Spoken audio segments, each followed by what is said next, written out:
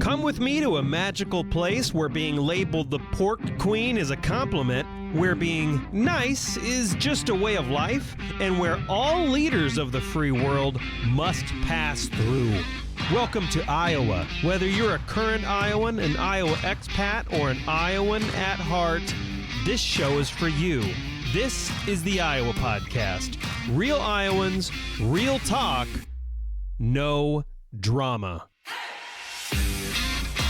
I'm Justin Brady, and if you're like me, you have questions about the carbon pipeline running through Iowa. I don't know much about this, but I'm hearing about it more and more. And so to get informed, I've invited Steve Kenkel, the chairman of the Shelby County Board of Supervisors, to explain what exactly is going on. Steve, thank you so much for coming on the Iowa Podcast. I really appreciate it. Good morning, Justin. Thank you for the invitation. I'd be glad to try to educate the listeners as much as I can today. Absolutely. So, I appreciate you making time. I know that you know a lot about this, and I don't know. We'll start very broadly. Like, what is the project? Who are the players? Is this a partisan issue or not? Is the government involved? Obviously, a project this big, the government's involved in some way. But is it good or bad in your view? Let's start there. Okay. The players. There were three players 3 years ago. It was Wolf, Navigator, and Summit Carbon Solutions. Since that time, Wolf and Navigator have dropped out of the sequestering business here with the CO2 pipelines. Now it's just Summit Carbon Solutions. They were issued a permit here in the end of June for their first phase. The first phase and the second phase, they'll be taking 30 ethanol plants in Iowa, capturing the CO2 that is now being released in the air. And the reason they're targeting the ethanol plants is because that's the purest form of CO2 out there. They're capturing that, compressing it, and putting it in want to put it in a pipeline across from eastern to the northwestern part of Iowa, up through Nebraska, South Dakota, North Dakota. They're working on getting a permit, which they do not have yet in North Dakota or South Dakota. And they do not have a permit yet for the sequestering site they want to have next to the Bakken fields. That's important to know in North Dakota, where it's going to be, they say, permanently sequestered, but yet the oil fields use CO2 for fracking. So readers can read into that what they want to. With that, they're starting, like I said, they got approved, Summit did, on the first phase. They're working on the second phase for this project, but the lines are going to be anywhere from, I think, 6 inches is the smallest, all the way up to 24 inches.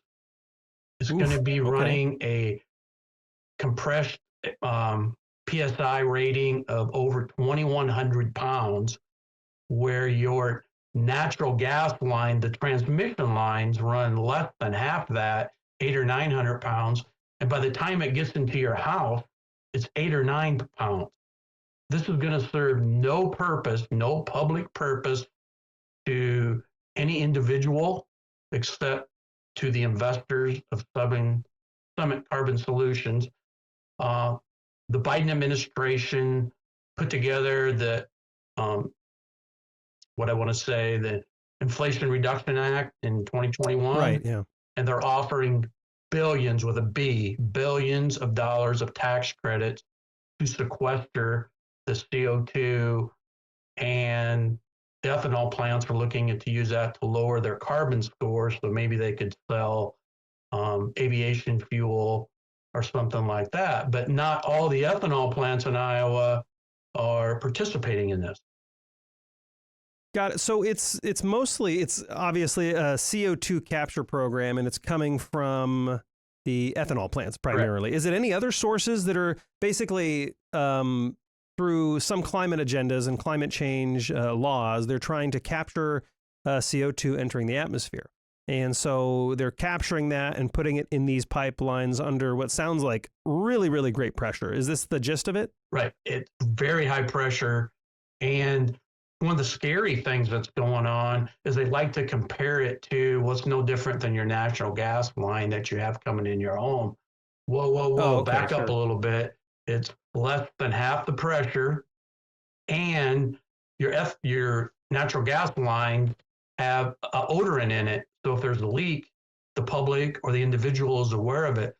They're Right. not planning to put any odorant in. This is colorless, odorless, and if it's in high pressure, not so much high pressure, excuse me, when it's in high concentrations, it can asphyxiate you and disperse all the oxygen out of the air. And if you drive into it and you can't see it again or smell it, combustible engines can't run. And that was you So probably heard about the incident down in Satartia, Mississippi. no, I haven't. And so this is why this is kind of my second question, and I'm glad you set that up for me. Which is like, what's the problem? Is, I know that people locally are being told, now, I don't know if this is correct, but I know that people locally are being told it's CO2. It's like you're familiar with CO2 because when you open a can of soda, that's CO2. Right. And so it's not that big a deal, but like you said, there are reports that it is a big deal. What's different? Why is this not just a soda can or a pop can opening? Why you say asphyxiant? You say that engines stop. Like, explain that to me. Why is this so dangerous? It is dangerous because asphyxiants, the CO2, years ago were used in the slaughtering business for hogs and chickens at high concentrations. And so you got to be very careful about that. And to this day, right now, today, as we're speaking, there's only 5,000 miles of CO2 in the United States. And the vast majority of them are down in Texas and New Mexico, down in the oil field areas, secluded, not very populous areas. They use CO2 for enhanced oil recovery. In the oil fields, they can only pump out about 60% of the oil. The rest, they have to use CO2 to recapture the rest of the oil. And it's a big deal.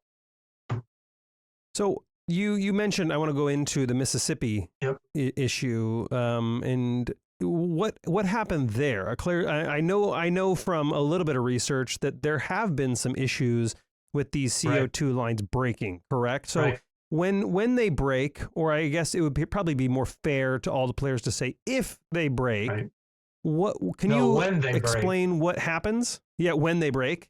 Can you explain what happens and why you say when they break? Right. Down in Mississippi, Satartia, Mississippi, down in 2020, there was a rupture of, I think it was a 24-inch main that the EMA director, and we had him up to the Iowa Utility Board hearings in person testifying. They didn't even know the line was in the area. Their EMA and their first responders weren't even trained for that. Really? It ruptured because a bank slid off they had a 4 or 5 inch rain, slid off, the bank slid off in a river. It cut off, totally snapped the CO2 line. A big cloud of smoke went off, but then people started not feeling well. But the best thing they had going for themselves is it wasn't pure CO2 like we're dealing with up here. It had hydrogen sulfide in it because it was going between an oil field. The hydrogen sulfide smells like rotten egg. And so people were smelling that and trying to get away from it. Oh. The director, Jack Willingham in Satartia, Mississippi, stated that if the hydrogen sulfide would not have been as an odorant in there, he says, I can't imagine the deaths we would have been dealing with, because it went a mile into a town of a few hundred people. 45 or 47 ended up in the hospital. Some of them nobody died. Some of them have permanent lung damage today that you're dealing with, respiratory issues. Very bad situation. 45 to 47 people injured out of a town of 100? No, I think it's about, don't quote me, it's somewhere between 200 and 400 people, a really small town. Okay, got it. But he actually it's incredible injury rate. The flume, that's what they call it, the dispersion of the gas, the pipeline Yeah. companies will tell you it'll only go a few 100 feet. Well, it went a mile into that town, Yeah. and it went another half a mile beyond that. And here's the scary part. This is under spring pressure, and when it gets released, it's like 160 some degrees. Don't quote me on that. Because When they it's went to CO2, shut the valve, sure. it froze open, and that gas leaked out for over 4 hours. Wow. So have they adjusted security protocols for this? Our local, because right now there's no line in Iowa yet, correct? Correct. Well, if you want to be very technical, there's about a mile in Crawford County from, Okay. I think it's an ethanol plant, to a dry ice facility. You know, that's a commodity you can make out of the CO2. Oh, interesting. So I didn't even think about that. Oh, so there's that one A private one. probably a private project. Yeah, there's private for dry ice purposes, Right. but there's none of the pipeline that's going to public or private, like landowner lands. It's not being forced on nobody. I mean, before. Now it's being forced on landowners. And I'm glad you brought that up, because obviously if you're going to carve up a lot of land through the whole state, it goes through the whole state. That requires a lot of land. And so how is Summit, in this case Summit, how are they acquiring all this land if there are people who don't want their land being acquired? How's that working? Well, they petitioned the Iowa Utility, used to be board, now it's called commission with a name change. They petitioned for eminent domain authority, and then they're supposed to prove that they were a common carrier, serves a public purpose, and the Iowa Utility Board granted them that authority. But the really sad part is they granted it up to, I mean, they could file eminent domain today on like 840 some partials. Mind you, we're not talking 4A. Just to give you an idea, when the Dakota Access Pipeline back in about 2016 or 18 went through northern Iowa, the most they eminent domain people was 195, but the Supreme Court ruled that did serve a public purpose because we all use that. Here you have a product that's going to be buried under a rock in North Dakota. How is that serving a public purpose to the people and the farmers of Iowa? So eminent domain, so this is one of the issues then, is that eminent domain is being used to put this on properties, or I guess I should say could be or will be used or may be used to put it on properties for landowners that don't want it on their property. Correct. And, and of course these things could burst, they could ruin their property, they could potentially kill people on the property. Right. These are the concerns, is what you've heard, and these are your concerns. Right. A huge concern is, one, forcing it on your property, but two, the unknown dangers and how bad and how close it is to your resident or animal facilities, because Southern Carbon Solution has refused, I say refused, to release dispersion modeling or kill zones should a rupture occur. We have no idea what we're dealing with here. And that's all based on pipe size. I, as a board member, the supervisors, when they used to come to my meetings, that was one of the things I always asked for. I want to know, so my first responders, so inciting the line, let's be proactive here, folks, and let's get it in a safe zone through our county and not afterwards. They're using it reactively, using first responders after an incident would happen to get them out of the way. Why don't we do that first? Yeah. And so I want to go back to that, because knowing that these things can potentially burst and can potentially harm people, our first response, is there a new process in place where first responders are being trained on emergency shutoff and how to approach an emergency situation? Like, has this been rectified moving forward? It's not rectified. They said once they start construction, they will start that process. And that's when they said they would release the dispersion modeling after construction. After construction starts, after they get the land, after things start, then they'll release that information. Right. Okay, got it. So you mentioned earlier that this had something to do, because, 5,000 miles total, most in Texas. Now all of a sudden there's this mad rush to create pipeline everywhere. You mentioned that had something to do with the Inflation Reduction Act and tax credits. Like, is this why? Is there kind of a rush for this because there are a bunch of tax credits applied and it's a profitable venture now? Is that This is the connection? They have so many years, and I don't know exactly how many, but it's something like 12 or 16 years to capture these credits. So the time's ticking on them because they thought they would be under construction this last year.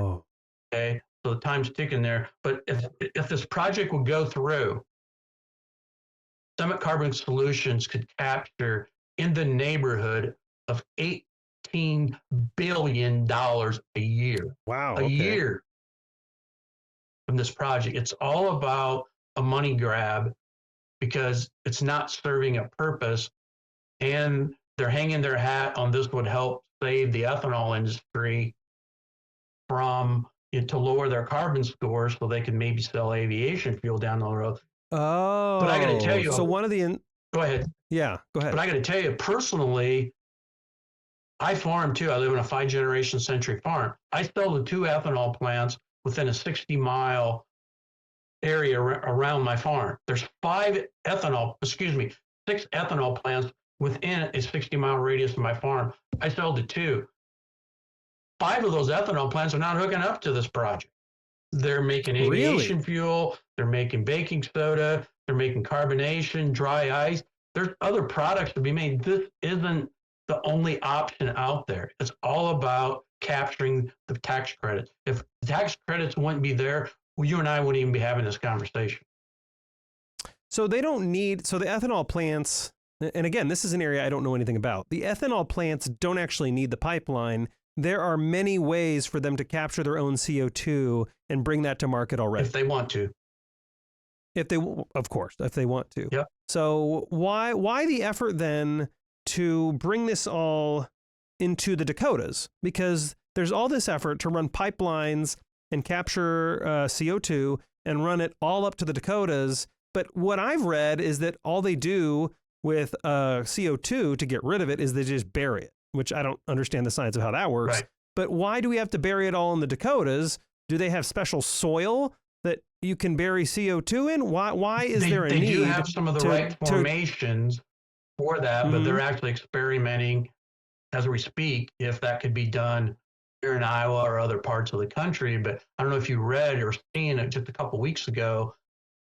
There's a sequester site in Illinois at an ethanol plant, and it's been in the ground a few years, and it's leaking. Oh, so where's this? In Illinois. I was just in the, so they are burying it somewhere right in Illinois. Plant, so they're not going, they're not going through the state or anything like that with it.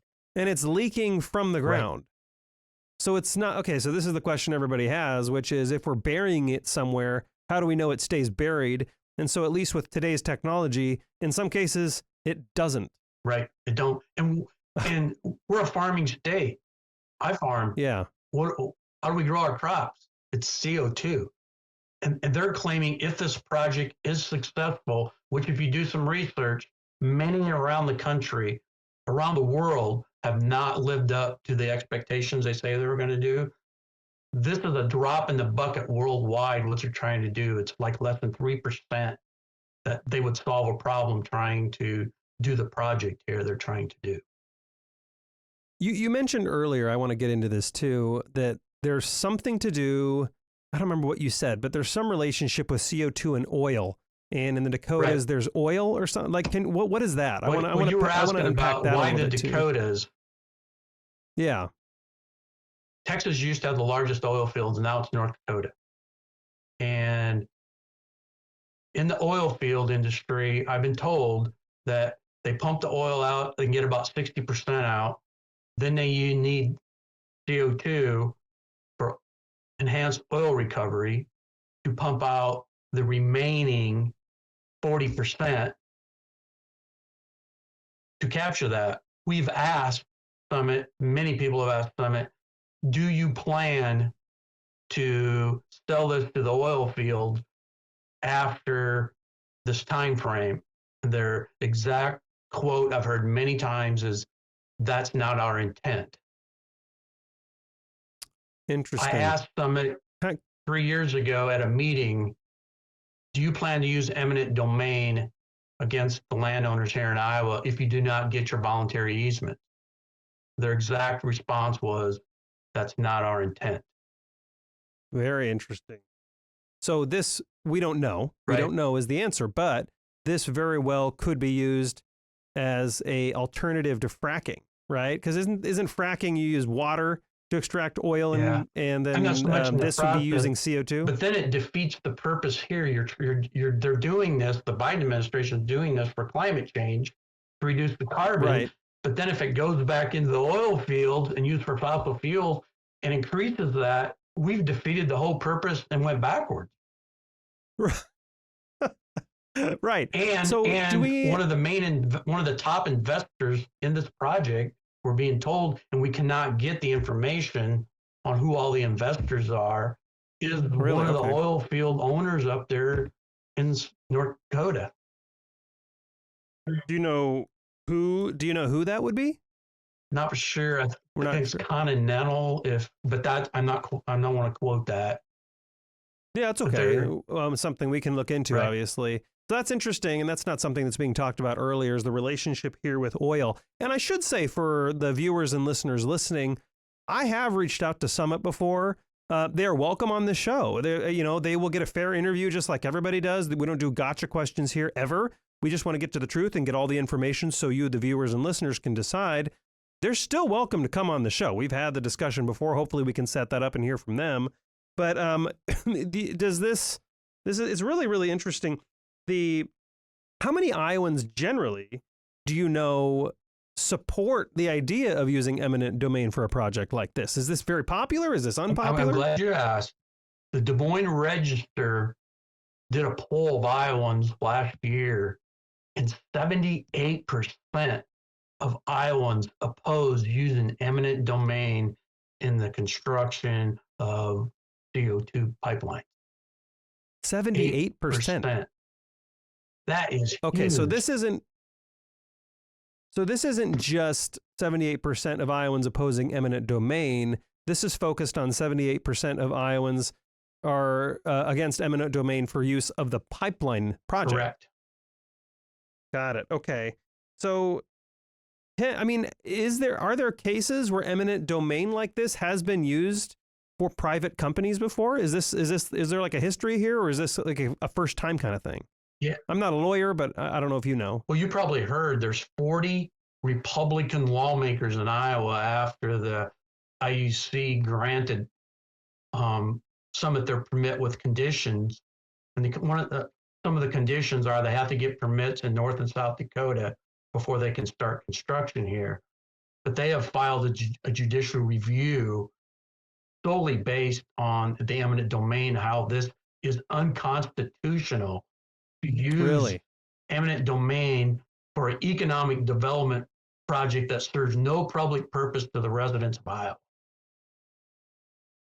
I'm glad you brought that up too, because doing research on this, I can't really figure out if it's a partisan issue and which part is like against it or for it, if any, because as you know, you pointed out 40 GOP members of the Iowa House, I'm assuming. House, and there's more House than it is Senate, but it continues to grow. Okay. So they're obviously against it, but at the same time, like former Governor Terry Branstad is on the board of Summit. And at the same time, this is coming from the Inflation Reduction Act from the Biden administration. So it's this one, it's kind of it's an issue. I couldn't tell you if it's partisan or not. Do you know if it falls on party lines, if any particular parties for or against it, or if it's just kind of a free for all? Just from looking from, the high view, what I've noticed is the Republican governors in these states appear to be supportive of it.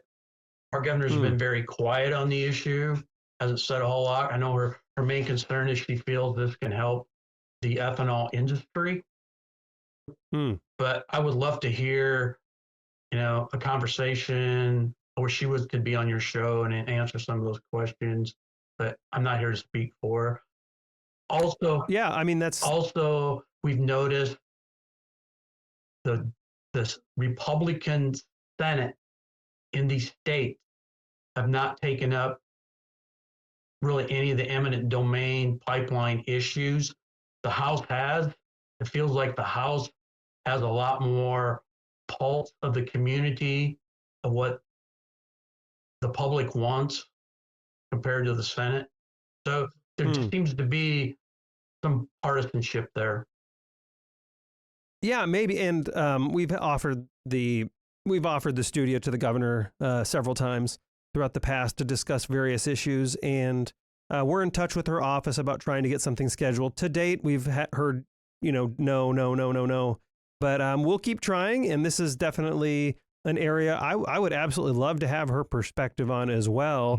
Mm-hmm. Like I told you earlier, we welcome all viewpoints on this show, and I'm not going to position a show or edit a show in any way to take anybody out of context. Right. Well, what's been frustration for me as an elected official in my 12th year as supervisor, I'm a rich Republican myself. And in the Republican plank in Iowa, that's one of the platforms of that is protecting private property rights and the abuse of eminent domain. That's part of our platform. Yeah, you had mentioned before we recorded this via email, there's also with these pipeline projects an increase on local utilities through water usage. Can you unpack that a little bit too? Yeah, that's something that's just come out in the past year, and I'm definitely no expert in that. But the water usage for them to put the capture equipment in and to pump this, because they have to cool it down. I think they're looking at these 30 ethanol plants in Iowa would consume an additional, I think I have it here in my notes.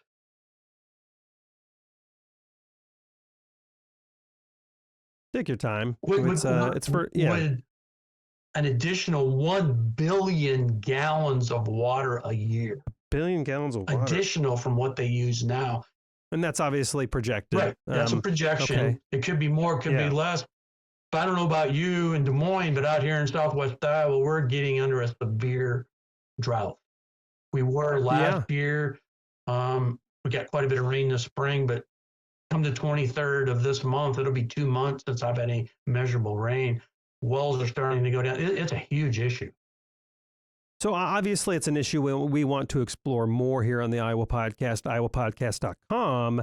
But what are the next steps then? People listening to this are either for or against it. They want to get more information. Is there anything anybody can do at this point? Is it just a done deal? Do we go to our politicians? Do we take this to court? What are the next? Obviously, it hasn't been built yet. Right. Is it a done deal? And are there next steps Iowans can take? No, it's not a done deal.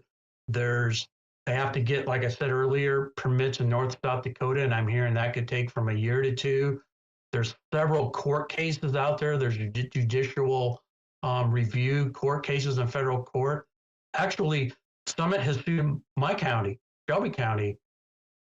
Back in November of 22, we passed an ordinance, hazardous pipeline ordinance, with setback in it to protect our economic development areas, protect the health and well-being of our residents.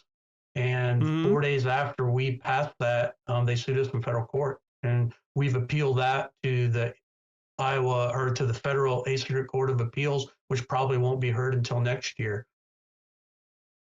Wow. So they sued you for trying to change your own local laws to increase setbacks?